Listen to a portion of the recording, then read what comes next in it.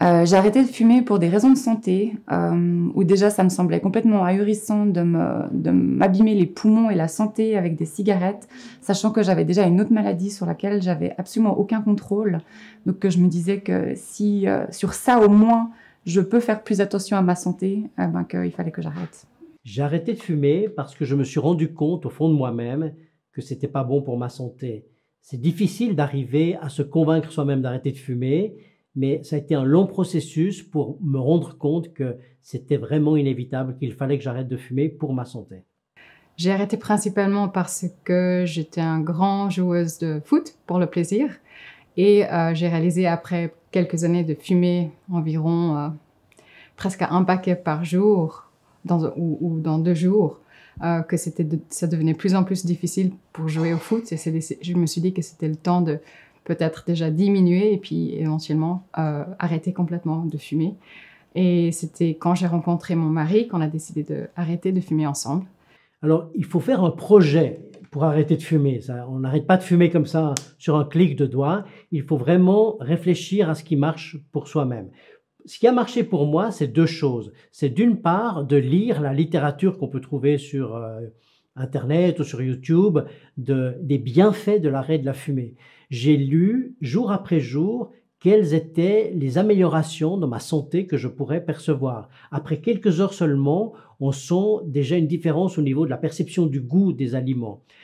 Les jours suivants, on arrête d'être enroué, d'avoir la toux le matin. Donc très vite, il y a des changements qui sont très motivants pour arrêter de fumer. Ça a été la première chose. La deuxième chose, c'est que j'ai transformé le plaisir de la cigarette par le plaisir de me faire un beau cadeau.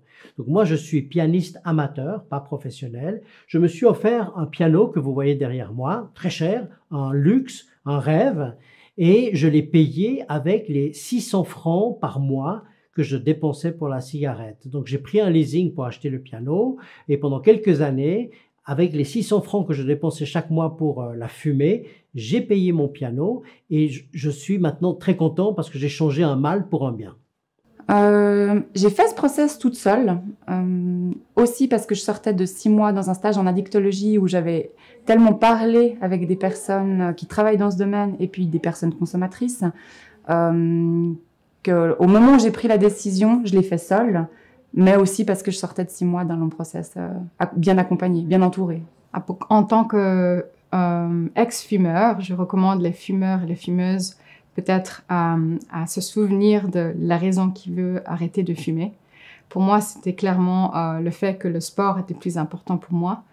J'étais fatiguée de prendre les escaliers et être complètement étouffée par le fait que mes poumons sont plus au même niveau que je les souvenais.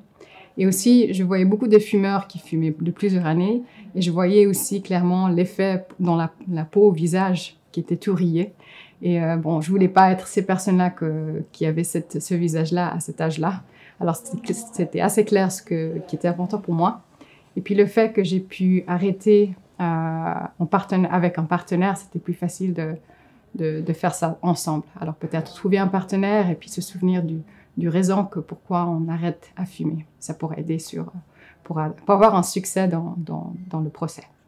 Alors, la phrase qui, je trouve motivante, c'est de « pense à ta propre santé, la cigarette te détruit petit à petit ». Et avec l'âge, je pense que nous vieillissons tous et nous pouvons subir vraiment les désagréments de la cigarette. Donc, il faut que chacun arrive à se motiver d'une manière ou d'une autre avec le cadeau, en lisant, en pensant à sa santé et d'arriver à se convaincre qu'on est capable de le faire. Je pense que tout le monde devrait être capable de se prendre en main. Ça peut prendre du temps, mais d'arrêter de fumer. Et la dernière chose pour que ça réussisse, c'est de ne pas réessayer. Il faut éviter la cigarette des autres. Il faut éviter la cigarette qu'on dit « oui, bon, j'ai arrêté de fumer, donc maintenant, je peux en fumer une, ça va rien me faire. » Non. Malheureusement, quand on a été fumeur, on a été comme un drogué, comme un alcoolique, et on risque de retomber dans la cigarette en reprenant ne serait-ce qu'une.